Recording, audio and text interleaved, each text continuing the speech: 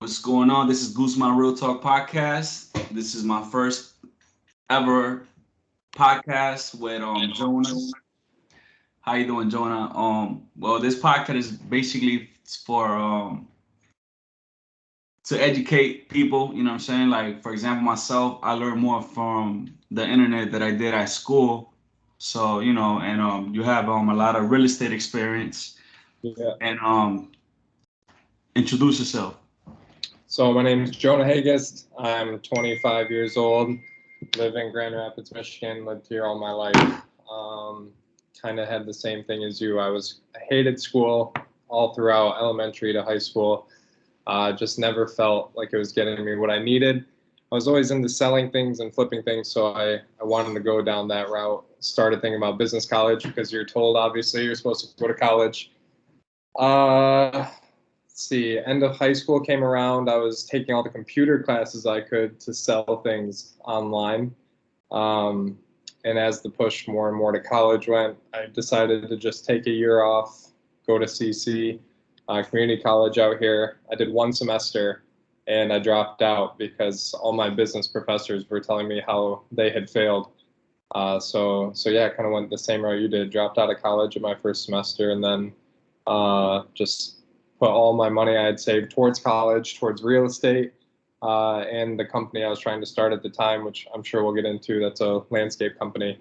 But yeah, man, kind of similar mindset in that.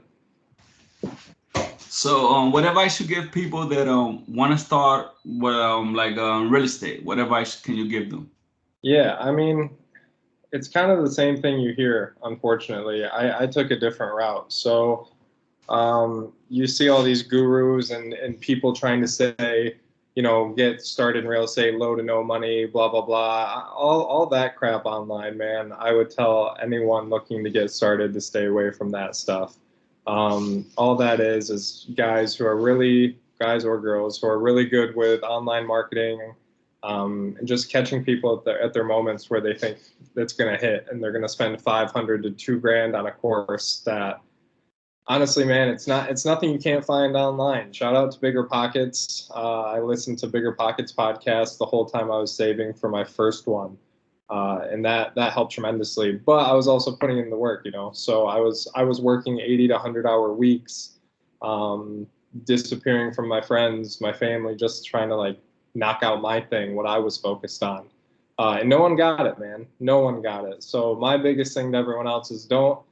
Good money and fast money don't go together. Don't buy the BS online that people are trying to get you to buy. And if you really want it, man, just put your head down. Like, put your head down and get to it. I have met at least 100 people for coffee and lunch and whatever. And as I've elevated, more of those come out of the woodwork saying, hey, teach me how to do this. How do you do this? And I tell them exactly how to do it. And not one person has followed. Not one. So put your pride aside, get the work done. If you want It's it as kind of bad like as me you with say my, you it's kind of like me with my diet. I ask how you lost weight, and they tell me, do. Go to the gym. No, not happening. exactly. There's not enough time Right, in so the day. whatever the case is. Yeah, yeah. I mean, people don't even know how easy it is, man. Like, for example, last year, my credit was horrible, bro, and I did what you did. I was focused and saved my money up, and I just bought a three family Yep. FHA loan. I'm living there for 1 year. After Yep. there, I'm gonna just keep going, man. It's so easy, I made the mistake of buying a single family when I was 28. That was one of my biggest mistakes, but But at least but to most people, that buying a house isn't a mistake, right? I mean, to yeah, most people, you go yes, to school, you go to college, you live with mom and dad after to save the down payment for your forever home, and then you buy it and you're broke, and that's that, and that's the normal way. exactly. So anybody could do it, man. All you have to do is basically have a job and stuff. So Yeah, what? and the people use as a crutch too. Oh, being a landlord is so hard. Doing this is so hard. You're gonna have a water heater go out, dude. There's costs in every business. Like if you're telling me you don't want to get into real estate because you're gonna have to replace a water heater, I love replacing water heaters because it means I don't have to go do it, and it's gonna last me another 15 years after that. So suck it up, take the loss for year one, and just get it done. The Granted, we've been through such a weird time since I've been investing for 5 years now. So I can't act like I know everything because the economy's been so good over the past 5 years. So let's see. you know, if I can put my money where my mouth is in a downturn, and that's the real test.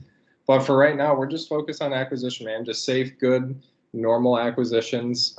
We won't touch anything if it's a little too weird. But I mean, man, I started my first property. I was 20. I was 19.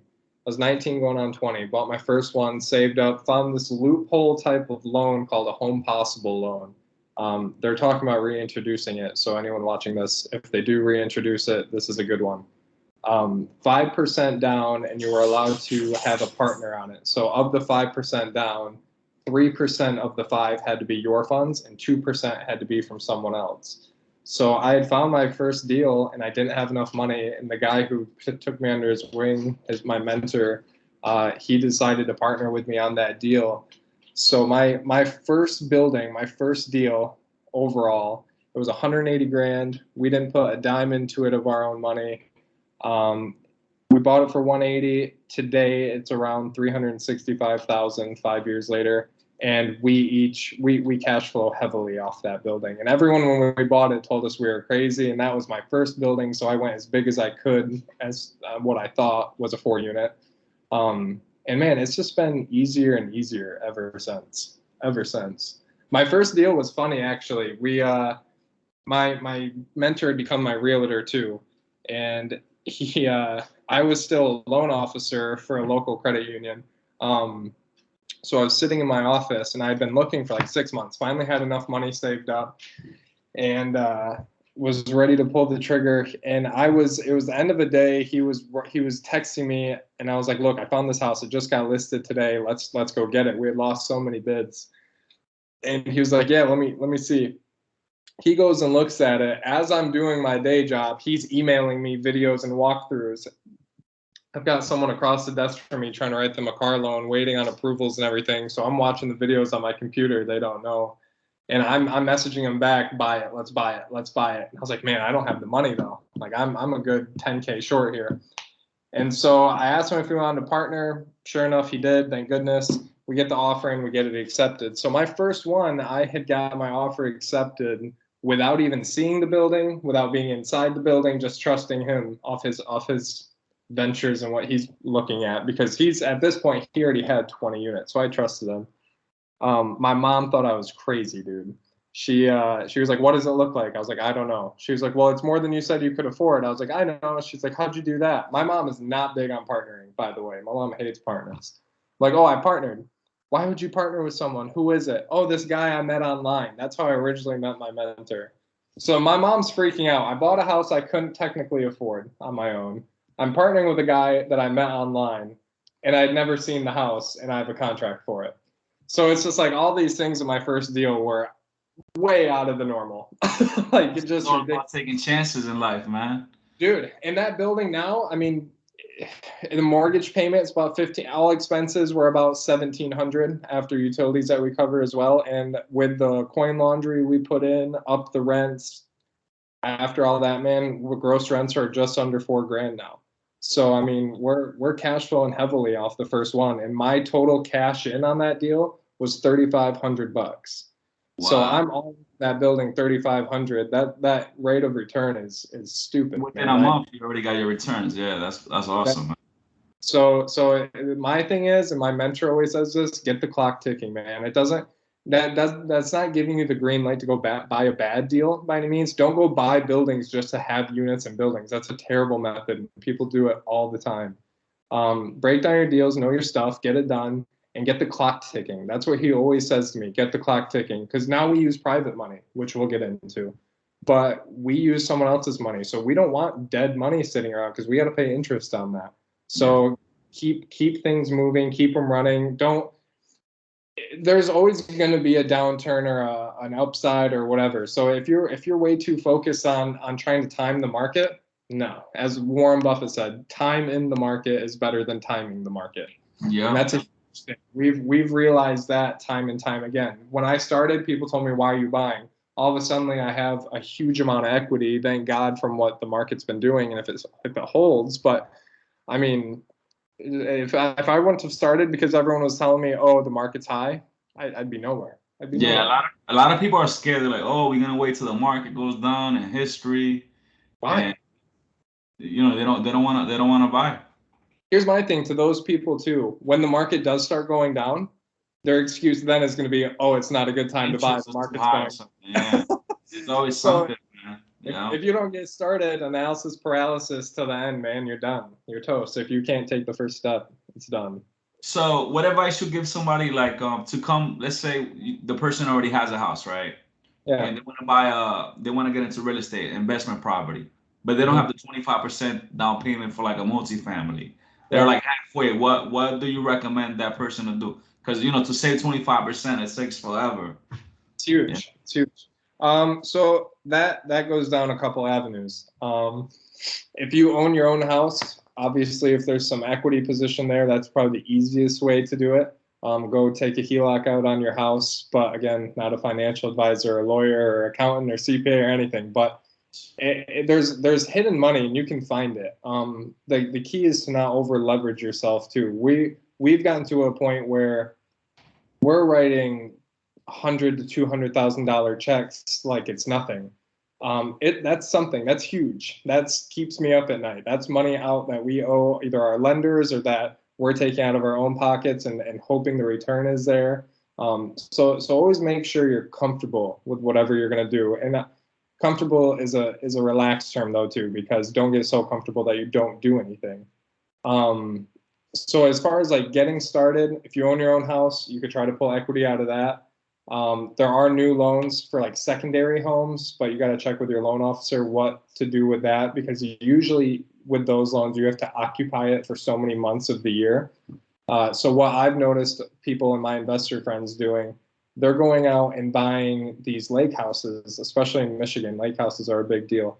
And they're going out and buying them, and they're Airbnb-ing them to the max allowed amount for rental, and then using it for personal residence and whatever the rest of the time. That is one way. I know a couple guys that have had good success with Airbnb doing that. Another way, man, if someone can find private money has opened up all the doors for me. My first one, like I said, I was saving that 5% down, and that alone, I was making $14.85. It was like $14.85 an hour at LMCU. You can't buy houses on a $14. Like 5 years to save. Yeah. Dude, people would walk into my office and laugh at me, seeing me look at these houses and these $1 million buildings, and they're like, "You'll never be able to get it." And I was like, "Some people buy these buildings. There's a way to go buy these things." And private money, man, if you can find someone to lend you some money and go get this stuff done, and look up the Burr strategy, that was a turning point for me, man. I went from saving for a year and a half to buy one to I now own 21 units in 5 years. So you can do it, man. You just private money is huge because we do the Burr. It's called buy, rehab, rent, refinance, repeat. So we use private lender money to buy the deal and rehab the deal. And then after, we know what we have a good idea of when we buy it, what it will be worth after. So then we go to a bank and say, hey, we have this building. Here's how it's performing. Here's everything we did to it. Get a full appraisal. You just do like a normal refinance of it because technically you own it in cash. So let's say you got to watch, you got to know what you're doing here though, because there's percentages in this, and it bases off loan to value. You'll hear that a lot, LTV, loan to value. You got to make sure, if it's a single family, you can have 80 to 85% loan to value, so they give you a little more money. If it's a multifamily, you get a lower loan to value, usually around 75%. We've had luck getting some lenders to do 80%, which helps, but pretty much you got to make sure, like, hey, if this house is going to be worth 200 grand at the end, that house is going to be worth $200,000. It's a multifamily, so you can get 75% of that. So you can take out 150 grand if you were right, if it is worth 200 at the end. So it's simple, man. Make sure that your purchase price plus rehab is less than 150 or 150. And all of a sudden you're in the deal, none of your own money. You get a check from the bank, you have a mortgage in your name, you give that money back to your private lender, rinse and repeat, man. You can just keep going. Do you recommend private money for a 25% down payment on a property, or like a That's hard. That's hard. There's a lot of You have to rules. take closing costs twice, correct? What's that? You don't really recommend that, right? For a down payment. No, Private. I don't like that. I've never done it just because if you're using private money as the 25% down, one, you got to send bank statements in when you get your loan. So if you're buying a house with 25% down and it's not your money, one, they're gonna wonder where the money came from. If they usually ask for 2 months of bank statements, so if they go back 2 months and you've had it in your account longer than 2 months, well, you can probably get away with it, but I wouldn't suggest it. Yeah. But the other problem is if you're using someone else's money and you're paying on that 25% as well, you essentially finance 100% of that property, and it's going to be hard to keep your cash unless you have a massive amount of cash coming in from somewhere else. Yeah. You're gonna have a hard time paying your private lender back. You're fully leveraged on the deal, so you don't even have an equity play. I wouldn't recommend borrowing your down payment in any form that you have to pay back. I don't like that. I don't do it.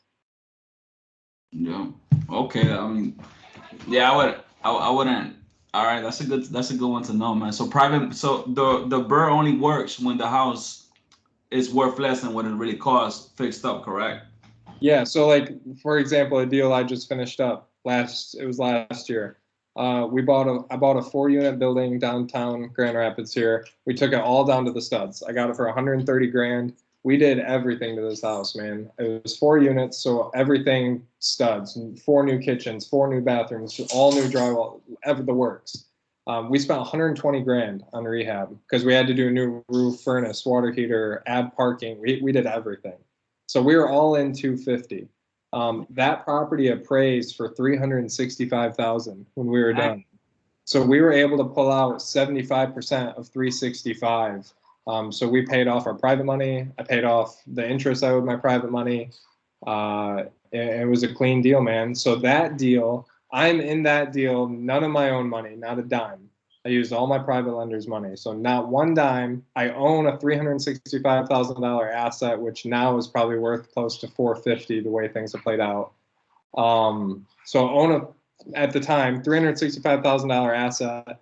My net take home off that one deal is about $2,500 a month.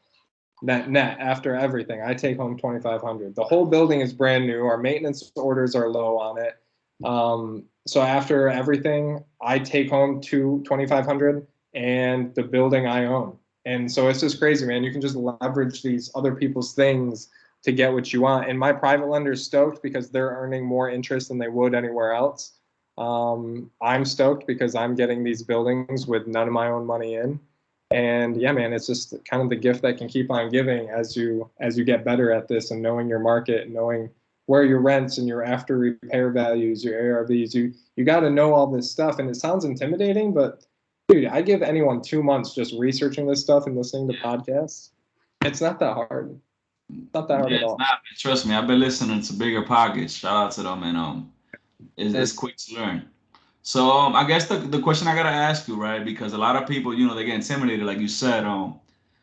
How can they get in contact with a guy? Well, like I'm a hard money guy. Yeah. How can they get in contact? There's websites, there's forums, there's you name it. You can find private money. If you really go for looking for it, you can find it. It's funny because someone in my friend group claims that I was put on because I have a private lender. Well, little do they know, I had 2-3 deals under my belt. I had proven myself. I had taken this lender out to dinners and showing them, the family, what I was doing and why I believed it would work. I had my mentor come vouch for me at one of the dinners. It wasn't an overnight thing. I didn't just ask someone for money and they gave it to me. I had to prove myself. Yeah. Now we've had 8 deals done with this lender. They're still stoked. They're making a lot of money. We're making a ton of money. And it's all good, man. Like, this person I had found because I had heard a rumor that they were extremely wealthy. I had seen them at some networking events and stuff like that. So I would kind of drop hints of what I was doing, what I was working on, what I was working towards. And I just kind of kept the relationship in the early stages, let them know I was a hustler, someone willing to work for it. I stuck by my word, wasn't ever going to screw anyone. Your reputation's everything, man. So I just kept a good reputation, good flow with them, and then finally, when the day came that I felt comfortable borrowing someone else's money, I just asked them. Had a deal that I was interested in, pitched it to them, pitched them what I was going to do, what the whole deal looked like, and within 6 months, we were done with the deal, flipped it over, and got them paid, and they were stoked. So if money is your worry, you can go find it. You can definitely go find it. A simple Google search of hard money lenders, you'll pop up whatever you want. Yeah, I hate when people be like, "Oh, but he was probably born with money and this and that," without even knowing people's backgrounds, man. They don't put in the work or they don't do their research. I mean, they too busy buying a single family and then they're a slave to their job. And if let's say they get hurt or something, they stressed out because they don't even know how to get the money to pay their mortgage or whatever. But when you got a 2, 3 family, you know what I'm saying? You got cash flow coming in. I Exactly. learned at a late age, and that's what I'm working on now, man. I'm trying to build Yeah. this much big portfolio. It's It's not about moving fast; it's about moving correctly, like Rick Ross said.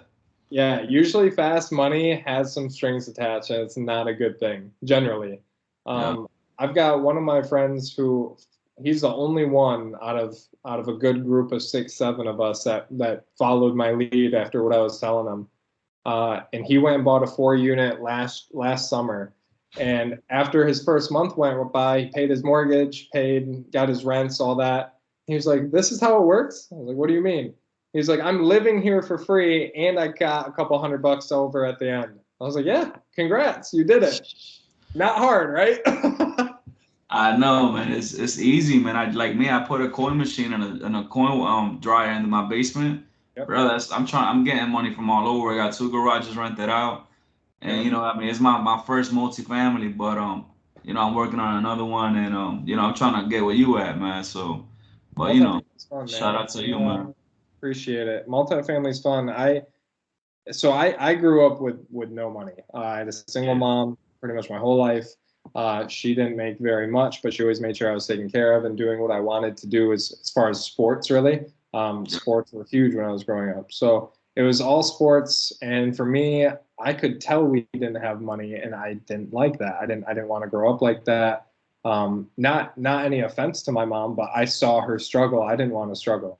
yeah, So I think early on it was just put in me like you better make it or else you're yeah. gonna like it's just and they say money doesn't buy happiness, but being Nah, man. I being mean, broke isn't too fun, man. I yeah, mean, man. Be like, oh, people be like, you gotta be humble, man. I mean, if the lion was humble, he wouldn't be king of the jungle. You know what I'm saying? So, exactly. yeah, No, man. that's I just you wish more broke, man. You people. can't buy nothing, man. I mean, if you're an entrepreneur, you don't got no insurance, health insurance. You got Nothing. Yeah, fuck, man. Money's everything, man. To be honest.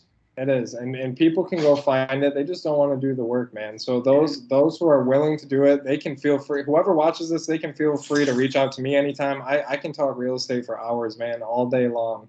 If anyone has questions, you can hit me up on Instagram or Facebook, whatever. I You don't don't mind. want to put in the work, yeah. I mean, how you feel about Airbnb? I mean, Airbnb and properties and stuff.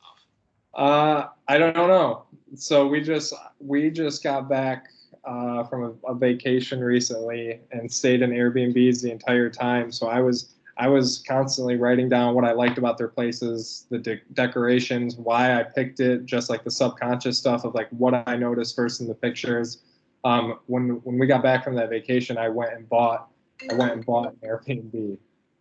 So I've got one that we're rehabbing now currently, and we're set to set live on Airbnb in January at this rate. So yeah, we'll see how that goes. I have faith in Airbnb. I think it's good. I think the concept's there. The hard part is checking about your location in your city and your ordinances and all that. A lot of different cities have different rules, and even HOAs have different rules on Airbnb. But I think Airbnb is something to look at. Don't discount it. Definitely look into it. There's people who take it to a different level now, and I've got one girl who does it in one of my buildings. She rents units from me, and then she at a premium, so she pays me a little bit more than what it's worth, but she gets the unit, and I allow her to Airbnb it. And dude, she's killing it, like Yeah, killing it. yeah. A friend of And mine does that also. Yeah, And it's smart, man, because all they're doing is paying you a security deposit and rent. They don't have to worry about anything about the building. They don't pay for the roof, the water heater, the furnace, the fixes. They don't pay for any of it. She's got just a normal lease like she's a tenant. And then all of a sudden she's putting on Airbnb and she's making 2-3 times her rent per month. And she's got no other worries than just making sure the rent and utilities are paid. So it's an interesting way that some people have adapted to the ability of what you can do on Airbnb. That's awesome, man. And what advice you give to the people that got tenants right now and they're not paying their rents and they're stressed out, they want to get rid of their Let house me now? get my charts. Hold on.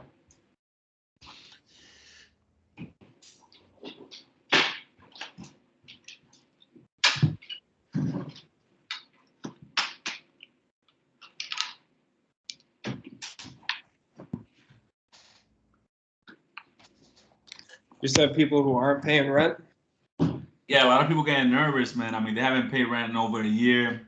So a lot of people they wanted to invest in real estate. They're scared because they see what their friends are going through. They got to come out, paying their mortgage or whatever the case is, from their pocket while people are living for free. I mean, do you tell them just go after the real estate, man? You can't get scared, man. That's what I got scared the first time. Yeah, don't get scared. I mean, everything's fixable, right? And that's something my mentor put in my brain right away. Everything can be fixed, no matter what. You can go through some rough spells for sure. When the eviction moratorium came out and during COVID, people weren't allowed to be evicted, we did pretty well. We had, let's see, I manage my mentor's units, his old units. So between us both, we've got probably about 50 some units, 50 different tenants that we manage. And I'd say 2 of them we had to evict.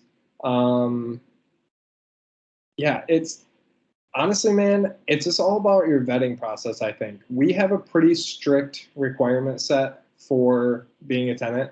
They're simple though. 640 credit score or better, no evictions, no felonies, and 3 times rent to gross income, so your income before taxes. They're pretty standard, but a lot of people struggle with those requirements. And we haven't had a problem with vacancy or anything. We go in pre-lease. So my word of advice, if you buy a building and you know the tenants are behind or they're bad tenants, if they're on a month-to-month lease, go in and get them out.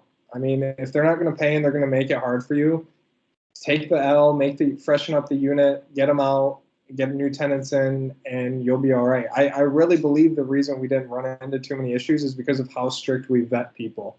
And the background checks and the credit checks and all that stuff. They know you mean business from day one. They know, I'm cool with all my tenants and I can talk to them person to person without it being business, but they know at the end of the day, when the late fee hits, the late fee's there. It's not getting waived. They know on day 3, they're getting the eviction notice. And on day 10, it's getting sent to the court. And on day whatever they process, we're getting our court date. Like they know just because we can have good conversation, it's still business. And if you're not paying your rent, it's going to happen. And honestly, what I've found is the first time you stick to that. So I explained to everyone they're signing a lease, hey, rent's due on the 1st. If we don't have it on the 2nd, it's a late fee. And then here's your late fee schedule from there on. Day 3, we send you an eviction notice. Day 10, we send it to our lawyer who puts it into the court, blah, blah, blah, blah, blah. They may test that at first. But man, the first time one of my tenants doesn't pay rent and all of a sudden they get the late fee. And then they see on day 3 that they get the eviction notice in the mail. They're like, oh, he's So really you gotta do that process quick. That's what I'm telling a friend of mine right now. He got a 3rd floor guys late every month. Yeah, let them know you're not playing. Yeah. And that's been big, man. I think people knew we mean business and we're going to do what we said we're going to do, whether it's positive or negative to you, but at least we're transparent about it. It's not like, oh, my jerk of a landlord's trying to evict me. No, when we signed this a couple months ago, I told you on these days are when you'll get your notices. And you just stick to your word, prove to them that you're going to do what you say. And honestly, ever since then, we don't have problems with people, man. I don't think getting your rent and all that should be a big worry. It was a huge worry of mine when I started, and now I don't really stress it. I think we vet people well enough and put good quality tenants in that As long as they make those requirements, they should be able to always pay their rent. And yeah, I don't think that is anything to steer away from to make you not get into real estate. So what as a real estate investor, what has been your worst experience? There's plenty. Um, Your top three, your top three. Top three. So my first day, that first deal I was telling you about, the first when we finally closed on it, my partner was out of town. So this is day one. I knew I had to go serve 2 eviction notices, and I was 19. I was right. It was right near my birthday. I can't remember if I just turned 20 or if I was still 19. Anyway, owned the building. Get up the next day. Knew from the closing table, the owner was like, "Oh, by the way, I just found out these 2 tenants are 4 and 6 months behind." So we Wow. were like, "Crap! We just bought a building where half of the building is not paying." So I was like, "All right, easy enough. They're on month-to-month leases." The next day was like the 30th or so. It was right near the end of a month. So I was like, "Perfect. I'm gonna go serve them termination notices because I can't evict them because they didn't pay me, they didn't pay him." So Yeah. I went, gave them 1 month notice. One of them, boom, off the bat, paid me. Just like, "Oh crap, someone new's in town. I'll pay you. Here's my rent." Then the other person across the hall who didn't pay, I knocked on their door and they're like, "Oh, we want to leave this place anyway, blah, blah, blah." And I was like, "Well, you got to pay rent for this next month, but whatever you have with him is in your past, the old owner. We need our rent tomorrow on the 1st. Okay, I got it. Come back tomorrow morning and grab it." Like, okay. Day two of being a So landlord. they had it. They had it. The second, the other person. They claimed they did. Okay. So I go back the next morning, day two of being a landlord, first purchase, and I can hear someone, there's tire tracks through the middle of the lawn. And I was like, "What is going on, man? Like, who does this?" I go up to the door, knock to go get my rent, like she told me to come back. I knock. All of a sudden, I hear this guy yelling mumbled words, and I just hear 1 second, 1 second, 1 second. And I was like, "What is going on in there?" Because I knew she didn't have anyone else on the leash. She told me she was single, and that's why she wanted to move, and blah, blah. So I was like, who's this guy? This homeless dude comes out with a box of cereal and a 40 in another hand, and he's wasted. And it's 9 a.m. and he fell into me, no shirt, pants hanging down, like almost everything coming out. And I was like, "Who are you?" And he goes, "Who are you?" I was like, I'm the owner. "Who are you?" And he's like, "Oh man, this girl picked me up last night on the street, and she said if I helped her get all of her stuff out in one night, I could live here." And I was like, "Look, man, I don't know what she told you, but you gotta go." So that was one funny one. Day two of being a landlord, and I had Wow. homeless dudes in my unit just chilling. That's a crazy experience, man. Yeah, that wasn't fun. I've had other ones that another good one is we bought. I had wholesaled a deal to my partner. I didn't want a part of it, but he wanted it, and I'm boots on the ground for him. So our deal was I'll manage it and do the GC work and get the rehab done. Um, these buildings were bad, real bad. Trap houses, drugs everywhere, needles everywhere, open needles. I mean, just bad. And I had one guy get so mad that so the city, no matter what, was going to condemn these buildings, right? They were toast. There was roaches, bed bugs, rats, there was mold, there was everything. This landlord was awful, awful. And I told them, I was like, "Hey, our city, sir, is up for rental, so we're not going to pass, and the city's going to make you guys find somewhere else to live. So you can either listen to me now, and I'm telling you what's going to happen, and you won't have to go through the eviction." And I was being nice because I knew what was coming. We needed them out, but regardless, we weren't going to have to be the ones to push them out because the city was not happy. So I tried to, in good faith, to give them more of a notice on what the city was going to do. Well, one guy got so mad he set the building on fire. Wow. Your property. It was the one I sold my buddy. So I had found the deal. Oh, I you was didn't a want the deal. It wholesaler. was That's off correct. market. I wholesaled it to him. So I Wow. get a call, and they're like, "Hey, we're so and so." So it was 2 duplexes on one lot. They call me and they're like, "Hey, it's so and so from the front duplex. The back duplex has smoke coming out of the windows." I was like, "Dang!" So get down there. Sure enough, dude, these, I don't even know. This homeless guy had brought his homeless friends, and like They were friends with the guy who was renting the unit. Anyway, they loaded the shower up with clothes, gassed it, and then just lit the match and ran. And what sucked, dude, is there was a guy upstairs, an elderly man who was bedridden, and they didn't even. That must have been Detroit, right? Dude, it felt like it. So they just lit the thing and ran. They got the old guy out from upstairs, the fire department. Anyway, so like we had to deal with that, and then there was just squat. So like drug addicts, they keep coming back to what they know, especially homeless people and things like that, which not generalizing, it's just the truth. They know where they can go. They've been doing that for so long. So we were having issues where people would be drugged out and they would break into the fire building. Keep in mind, man, it's the middle of winter in Michigan. That's cold. And this building has no water, no electric, no heat, no nothing. And these people, I'm walking into this building with the city and the insurance adjusters and everyone. And every time I would go in there, someone had broke in and they would dump trash on themselves for warmth. Like they just wanted stuff on them to try to be warm. But dude, it's burned down. It's charred. Like it's just sad. It really is sad. I mean, people, they're just doing what they feel like they have to do, and it's unfortunate, man. So my next question is this, right? Because a lot of people say, "Whoa, when you buy a real estate, it's all about location, location, location, right?" Do you follow what people say, or do you buy properties in not really good neighborhoods? I mean, what you recommend? Like, can people buy real estate in the hood or no? Yeah, so you can. I would say you're not gonna get good tenants. A lot of people, you're not gonna get good tenants. You know what I mean? Like, because they're already known for that or whatever. Right. Like, I'm not saying everybody in the hood, don't pay their rent, but like, they got a bad reputation. You know what I'm saying? Right. So what you recommend on that? So I own in a vast variety of neighborhoods. I've got some in pretty rough neighborhoods, and I've got some in neighborhoods that you would want to live in all day long.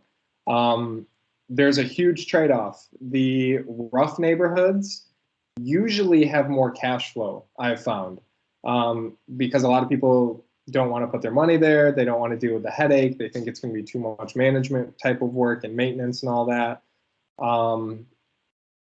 I don't shy away from it at all, honestly. The cash flow numbers are a little more tight in the nice neighborhoods. I mean, this is all depending on what kind of deal you get, right? It's all, you make money in the buy. No matter what you do, you made money on the buy. I bought the ones in good neighborhoods because they were fairly priced and I could cash flow well. So, I mean, by all means, if you can find great neighborhoods and find some sort of flow of just great deals all day long, yeah, your workload's going to be a lot less. You're not going to be chasing as much rent. You're probably not going to have random maintenance calls and all that as much as some of these other properties, maybe not as hard of turnovers. So yeah, there is something to be said that it's sexy to buy in nicer neighborhoods. But what we've found is a lot of these investors don't want to deal with extra headache, and they feel that lower income neighborhoods attribute to that. So we have a couple in low income neighborhoods. We do a lot of work with like Section 8 and like community rebuilding type of programs, but you have to vet those well too, because sometimes they can leave you high and dry. But I don't shy away from buying in the bad neighborhoods at all. When we buy in a bad neighborhood, we just kind of come in, introduce ourselves. This is how the ship's going to be ran now. And if you don't like it, then we'll have to figure something out as time comes. And honestly, man, we have turned our bad neighborhood properties into some of our easiest. And with Section 8, like Michigan Section 8, it's about a 5-year waiting list at the moment to get on the list, to get accepted, get verified. I'm trying to get that Section 8 up, man. I don't blame them. So when people get on the list for that, they don't want to let it go. So when we get Section 8 tenants now, we're getting people who have done their waiting. They're sick of waiting. They've paid rent out of their pocket, and now they finally have a place where they can afford because the state's helping, and they don't want to lose that. And that's huge leverage on someone, man. When you have someone paying their rent, they don't want to do wrong. And I would say we've done fairly well with that. It's just, again, vetting your tenants well, that first feeling on how their application looks and all that. Obviously, there's fair housing you have to go by. So If you just don't like someone, even though they qualify on all things, you can't tell them no just because you don't like them. Like, you can't do that. A friend, a friend of mine's got a multifamily, right? And he doesn't rent to Section 8. So a girl called him, but it's not because he's discriminated or nothing. It's the fact that Section 8 it's a choice. drives people crazy. You know what I mean? Like, oh, you gotta fix the light, or I mean, he tried, but yo, they're so strict, you know. So he doesn't do it. So he made the mistake. Somebody called him. She was like, oh, she was like, I got Section 8. She's like, oh, I'm sorry, I don't do Section 8. She freaking got a lawyer, and they put like, you can't discriminate against Section 8. But he wasn't really discriminating, so yeah, he made that mistake, man. So yeah, I wouldn't shy away from it. I mean, the rules are so. There's so many rules. Definitely look into your rules before you start going out and telling people who can and can't rent and all that good stuff. You want to make sure you're covered. But as far as not buying in a more rough neighborhood just because of that, I mean, you're not living there. You're just the landlord. So just do what you do. Keep a good property. Keep good tenants. Communication's key. Get on your work orders. I hate when I have a landlord like, oh, I had this complaint, but I didn't do anything about it. It's like, why? Like, no wonder your tenants don't want to pay you rent. You're not fixing the hot water. You're not doing this. You're not fixing the window. You're not fixing the toilet. Like, I would be pissed too. Who wouldn't be? And I think a lot of it comes down to that, man. There's just a lot of people who don't know how to be good landlords, and it's not hard. I mean, I'm blessed at this point because now we hire a full team, and I've got a guy for almost everything in my phone. So if I need something that I can't go do at the moment, or it's an emergency, I've got people I can call. And that all comes, man. Like, when I have other people telling me, well, you got a team. Yeah, I got a team because I made the team. Yeah. Like, the captain of the team, I had to put the team together. Yeah. Like, people think it's so easy to just, oh, well, you got people, so you can do it now. Well, guess what? Those people weren't always there. Those people are still with me because I'm fair to them and I do what I said I'm going to do, and I pay my guys when I tell them they're going to get paid. We don't pull BS of like, oh, well, let me float for another 2 weeks and I'll pay you that. No, like, if you're going to do a job, you're going to do the job. You're going to get paid. That's how it should be. Yeah, that's what I do. You can't burn bridges, man. I mean, I'm building so much relationships with so many people now, man. And I should have been doing this a long time ago. You know what I'm saying? I have that mentality, like, oh, don't trust nobody, or this and this and that. Man, you gotta leave that mentality alone. Yeah, I mean, dude, we as of yesterday, we finally got the contract signed. So we're under contract right now for a 24-unit building. Wow, that's awesome, man. 40 minutes south of where I live, and that drive doesn't really make me nervous. It's not that bad of a drive. But yeah, man, if you would have told me 5 years ago I'd be buying 24-unit buildings, I wouldn't believe it. There's no way. And if you mind me asking, for that 24-unit, y'all using private money, y'all doing the bird method, or y'all doing the 25% down? So we're doing a type of burr, and it's a weird one. So this portfolio we're buying, or this site, is 3 8-unit apartment buildings on one lot with carports. So it is like a real complex. One of the 8-unit buildings is burned, so it's currently burnt down. And the current owners, don't want to fix it. So they called us and asked if we'd be interested. So for the purchase price, we are putting down our own money for the down payment. So we're putting 25% down, but then we are using private money for the rehab. Okay. So we went and figured out what it would be worth after the rehab. And we're confident that after all said and done, the property will be worth about 1.6 to 1.7 million. Wow. And we'll have, with the money we're getting back out on the refinance, my partner and I will both be in somewhere around $60,000 each on a $1.7 million building. So that's a good deal. That's worth it all day long. That's awesome, man. So we went after that one. But again, it's finding the deals that need work, man. We don't have the type of money where we can just go buy a turnkey, nice, ready to go place. Yes. We have to go put in the work. It takes forever. It takes forever to see 25%. So I guess my next question is, can people still find good deals out here with this crazy market where people are spending extra money above or whatever it's worth? You know, the house is worth 300, they're giving 373. I mean, it's unbelievable, man. Yeah.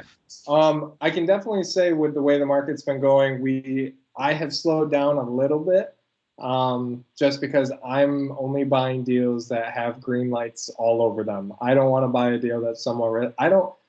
I'm doing well, but I'm not well enough to where I can lose $120,000 and feel good about it. Yeah. So right now, I'm only doing it as long as everything checks the box. So like the Airbnb that I'm working on right now, I'm spending a little more than I usually would, but that's because I have to furnish the place and get it ready for Airbnb. But I went through and ran numbers as a normal rental if I had to do like a normal 1-year tenant type of setup. So if I did a 1-year lease, that works. If I have to flip it and sell it, I'll still make money. And if Airbnb goes well, then sweet, I make even more money. So all three things were checked off the list to where I felt safe doing the deal. But if we're only like one of those three things, I'm probably walking from right now. And honestly, I'm going to be pretty tied up. If we get this 24 unit to close, I'm going to be tied up anyway. Yeah. But so I'm kind of keeping things at bay right now. I've got the Airbnb, then the 24, and I'm kind of good mental capacity wise at the moment to try not to take on more. Yeah. But the market, it's hot, but I think you're starting to see it calm down a bit and cool off. Yeah. I know a lot of people got real estate, right? But they want to sell the house because they want to move like to Puerto Rico, right? And they got a house in Connecticut. And I say, you know, you could get a management company, but they're like, oh, but you got to pay a big percentage and all that. Do you recommend to sell it, or I mean, I know you're not like a financial advisor or nothing, but Yeah. what you think? Management properties is it worth it? I mean, if you're close, managing is easy. If you're talking Connecticut to Puerto Rico, that's not easy. Yes. But you don't want to just let things go either. Management companies, that's a tough one. You really got to know when you hire a management company, it's pretty much bringing a partner on. And you got to realize who you're getting into bed with, because there's some bad management companies out there, like real bad. So I don't know, man. That's a personal thing. I manage all my properties. I always have. I probably will for the foreseeable future, because we build our buildings in a way where they're very low maintenance, and I don't see it as an inconvenience or a headache. But if I was in Connecticut and had a house in Puerto Rico that I had to fix, I mean, I would suggest, if you don't want to let it go, whoever that person is, if you don't want to let it go, find someone who will do work on an hourly pay. Like I've got one property that's kind of far, and I just have a regular maintenance guy. He works for some apartment buildings, and it's like, hey, I'll pay you $20 cash an hour if I can't get there and I need something done. Dude, it's worked out perfect. I just call him or shoot him a text with what I need. He'll go do it, and then I'll just Venmo him or whatever.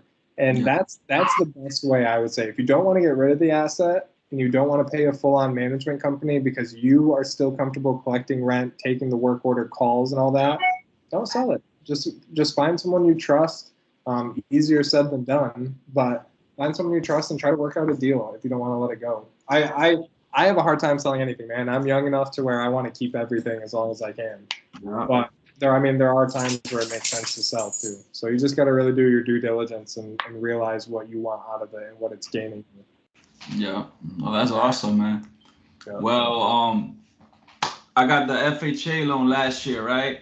And I put down 3.5%, and I didn't have to pay my mortgage in 2 months. So Right. I got almost all my money back, man. I mean, it's crazy, right? People understand, bro. It's not even because a lot of people don't like dealing with people too, though, man. So I mean, I guess real estate is not for everybody, man. But I mean, real estate is where you could become a millionaire as a real estate investor, man. It's crazy.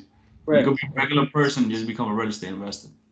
Yeah, I mean, so I was telling you with the 24 unit deal, we're projected to be like 50, 60 grand of each of our own money stuck.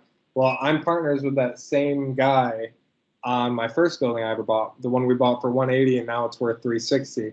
So all we did is we went, refinanced it, took the extra cash out, and we each got a check for $42,000, and we're just putting it towards that building. So now that building is pretty much paying, and we're keeping it. So now we own that first building. We're using the equity to put into the bigger building, you keep both, and it's a happy day and less money out of your pocket. Yeah. I mean, again, that comes down to watching how much you're leveraged to make sure you're not pulling out too much. But yeah, man, once you get the clock running and get farther in the game, there's a lot of small things that start paying forward and domino effect to getting you bigger and bigger and bigger. That's awesome, man. All right, brother. Thanks for your No thing. problem. Appreciate you having me on. You, man. This is my first podcast. I hope people enjoyed it. Jonah, you're the man. Good luck in the future. Good luck with the property, the 24 unit. Before I go, the 24 unit is in a good location or all right location? Yeah, it's in an all right location. It's across the street from a hospital, a major hospital. So we know we have some luck there. We did some due diligence on what their past couple years of vacancy had been, and it's very low. Talking around 5 to 6% vacancy, so that's not bad. And then the other places in the neighborhood don't really have any vacancies either. So we can tell that there's a need for housing there, and it's not really going away. Yeah, we're confident in it, and it's not the sweet white picket fence neighborhood that you would normally buy in if you're looking for your forever home type of thing. This one definitely a little more rough neighborhood, but it's not bad by any means. It's totally fine. It's a normal working class neighborhood. So again, we don't let any of that stuff scare us. It's not anything we haven't dealt with before. Yeah, because sometimes bad neighborhoods down the line could turn into good neighborhoods. For example, right here in Hartford, Connecticut, they Park Street, that's like a bad neighborhood, right? Okay. And they built something real nice, bro, and it's bringing so much good people to be police there. They just they fixing the whole place, man. These Jewish people that came from New York and they saw the picture, man, and you know, if you would have bought a house there 5 years ago, it was shit. Now the house is worth probably a lot of money. It can happen, man. Same thing happened to Grand Rapids. There's a lot of, I would say probably 70% of the houses I own or the multifamilies I own are in neighborhoods that 10 years ago, 15 years ago, you wouldn't walk down the street. Like I would not be okay there. Like other people would just don't go there. And it's always been a thing here. And all of a sudden, years later, it's college kids and people having fun and hipsters and young professionals and just quality things going on in the neighborhoods. And so, yeah, it can turn fast. I mean, by all means, I'm not saying go buy, if you know a neighborhood that is like a war zone, don't go buy there. What are you doing? Don't go buy somewhere you're actually nervous to go work and go do work orders and go place tenants and do showings. Don't do that to yourself. It's not worth it. But as far as where we're at, we're just in normal low middle class neighborhoods if we need to be. For us, it's not about, I mean, obviously, like I said, if it's not a war zone and there's money to be made, we're up for it because there's such a wide variety and spectrum of types of properties and classes out there that you can't, I mean, you could just focus on one, but we're not focused on just one thing. We're focused on growing and adding more units and acquisition, and we're just not letting anything get in the way of that, is what I'm trying to say. One of my last questions, right? I know you're busy.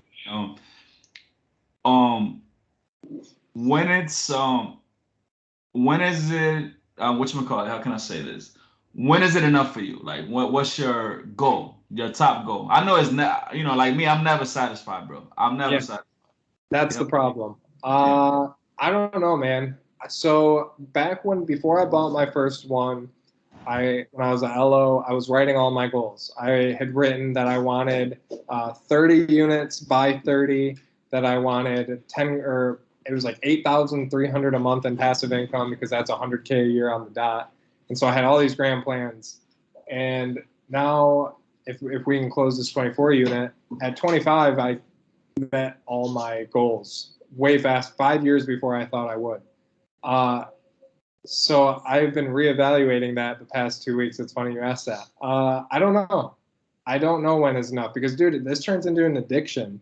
I mean, any normal person drives down the road and they're like, oh, cute house or whatever. I'm driving down the road like 2 meters. It's a duplex. I wonder what they get for rents, what the layouts are. And like my thing is turning. My mind is going. So I don't know. I don't have a number. I don't have a number in income. I don't have a number in units.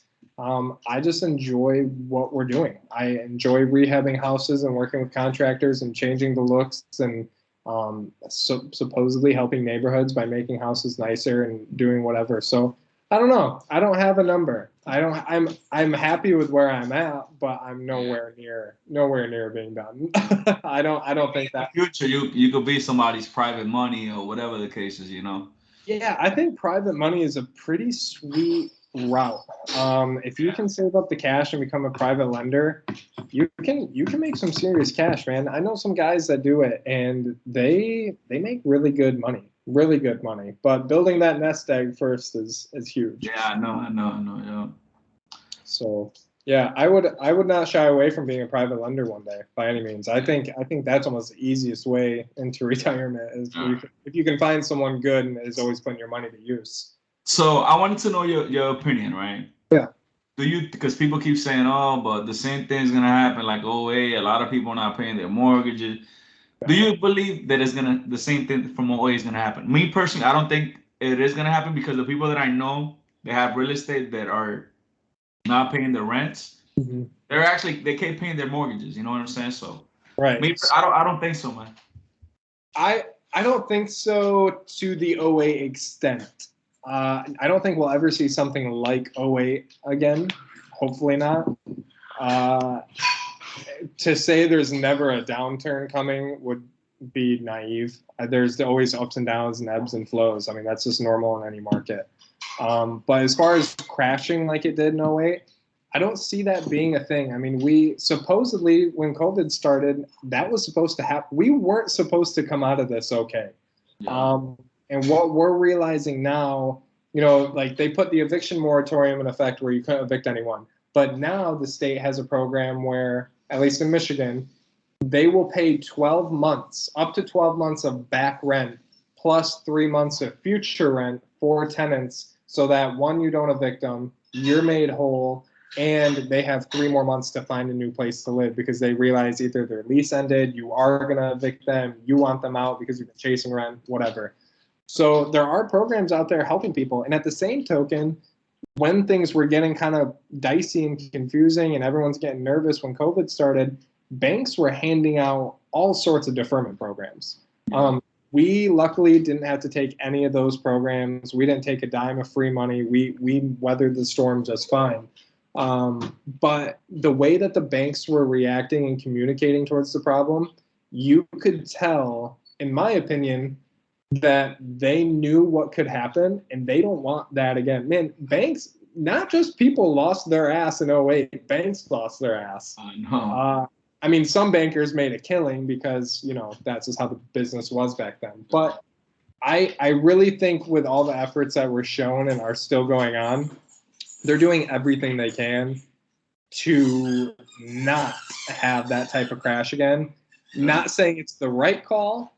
I don't think. Sorry, my dog is in the background. Sparking earlier. I don't think. I don't know, man.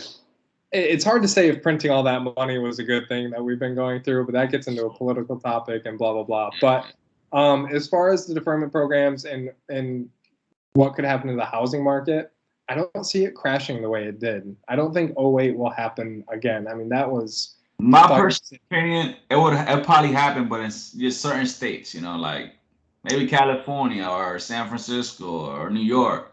Right. So big cities were hurt. With people working from home, there was statistics out showing how the city prices, New York, LA, Chicago specifically, were extremely affected by people working from home and not wanting to live downtown anymore or in the city center. So they're moving out to the suburbs. And the big cities, like the condos and apartment prices, they hurt, man. They're still lower than they should be.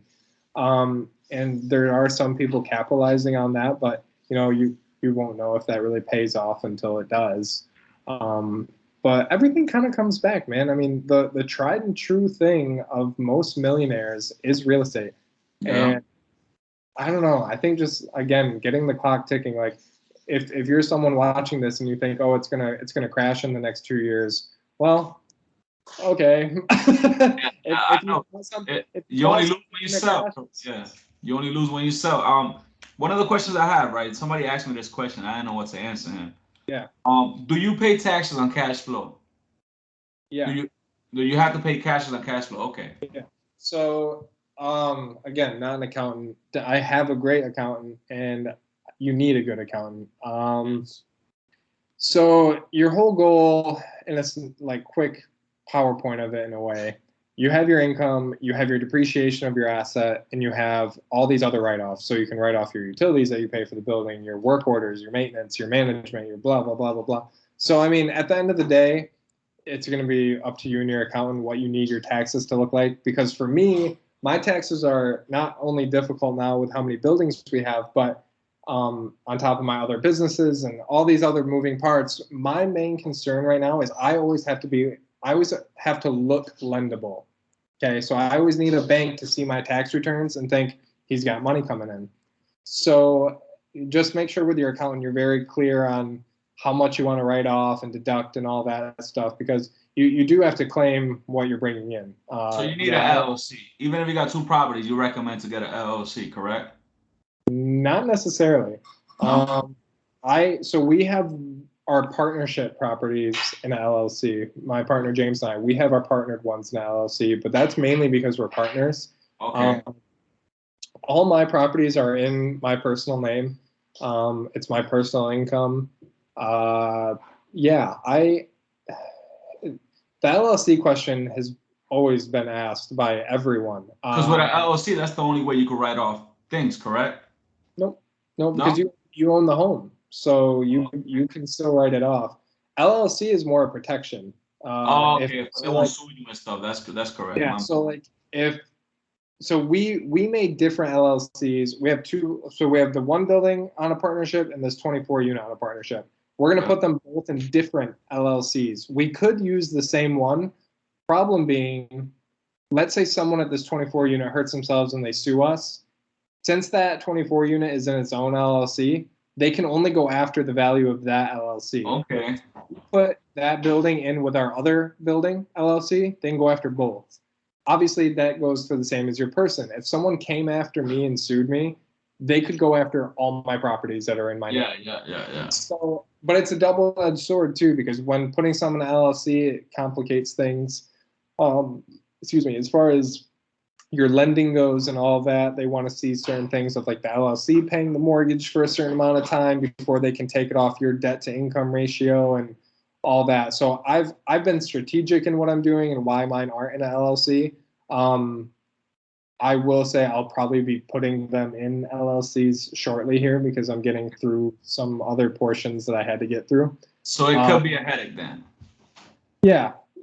I'm not saying it's a bad idea because you're really mitigating your risk. I mean, if anything happens, they can only go after that property. They can't go after you as a whole. Something I would suggest to people who are getting into it, it's really cheap. Get an umbrella policy. But clarify with your insurance company that it will cover your rental property, because not all of them do. You got to find the right company. So I have my liability insurance on my rental, and then I additionally have an umbrella policy over that. So if someone goes for that and then tries to get more out of it, thank God I have that, because then I can just go into that. And that it's cheap, man. They're like $20-$30 a month. And it's a waste of $20-$30 a month until you need to use it. I've never luckily been in a lawsuit, been sued, thank God, knock on wood. But I at least know it's there in case something happens. So I see. That's something new that I learned, man. And so you don't need to write something off. You don't need a LLC. That's something new for me, man. I didn't know that. Yep. As long as you just maintain your records and your costs of everything, you can write off stuff on your properties. Okay, that's awesome, man. But you do have to claim the income. You don't want the IRS knocking on your door. No, man. I mean, that's a new one, man, about the cash flow, bro. So let's say I got a floor, right, and I rented out as rooms, separate rooms. I mean, you could hide money too, correct? I mean, I don't know what you're talking about. I got you, man. All right, man. I mean, thanks for your help, man. I mean, I learned something new about the LLC. Sure. I hope people can learn from this. Hopefully they listen to the whole podcast, and I hope to have you soon again, man. Hopefully, man. This is fun. Whenever you want someone again, throw me on here. I appreciate you letting me. Next time I have you, hopefully you got 2 more buildings, man. Sky's the limit, man. People got to surround themselves with winners, man. You can't discuss winning with losers. You know what I'm saying? It's a big thing. I would Tell say me who my your friends are, and I'll tell you your future, bro. And you know, it's, I gotta ask you this question, man. let's have it. Do you think Detroit has what it takes to come back? I mean, in your lifetime. I mean, I know you could get a problem with it for like $5 or whatever. All right. Next So question. Detroit. So I live in Michigan, so Detroit's a touchy subject. Okay. Detroit. I'm trying to think of the right way. You played a fifth. That's fine. No, I'll give my opinion. So Detroit is a very interesting case, right? So Detroit was thriving back in the day. The motor companies, vehicle companies went under, went out, whatever. People lost their jobs. There's certain parts of Detroit that are being rebuilt with a strong force, especially the downtown area. Downtown Detroit, Danny Gilbert came in, Quicken Loans, a lot of money, and he's killing it, man. He's doing what he said he would do to an extent. There's some buildings that haven't broke ground that he's gotten approvals for and all that. The city's pretty much giving him the key because at this point, he's kind of their last hope. He sees the vision of what Detroit could be and what it was. So downtown Detroit over the past 5 years alone has changed tremendously in a very positive way. If you drive through Detroit, you will see neighborhoods that look like just utter war zones. We're talking about houses that the city of Detroit will give to you because they don't want them on the books anymore. There's plenty of roads and neighborhoods that the houses have been demolished and then buried underground right under it because they have nowhere to put everything and they don't want to deal with it. And don't get me wrong, you can get a free house in Detroit. You can get a package of houses for $5,000 a house all day long. Those deals exist in Detroit. Yeah. And about last year, I had gone to Detroit to look at some deals. And it's just hard, man. Like, Detroit as a whole is its own animal. You're buying cheap houses with insurance costs of like a $250,000 house, and it's just like, what is going? And your taxes on a $5,000 house are like $3,000 a year, and you're like, what? And so Detroit's just kind of they're trying to get you. It's the government in Detroit, and until they, and it's such a loaded thing. It's not just that. There's faith in Detroit, and it's not in your lifetime. I just don't know if it's in my lifetime, man. I know people that make a killing in Detroit, but they're very hands-on. Investing in Detroit from afar, you need to have a team, and I have not heard of one person who has a solid 100% no doubt team of management and contractor work in Detroit. I know maybe 2 or 3 guys that I would say confidently have that. So in Detroit, there's money to be made.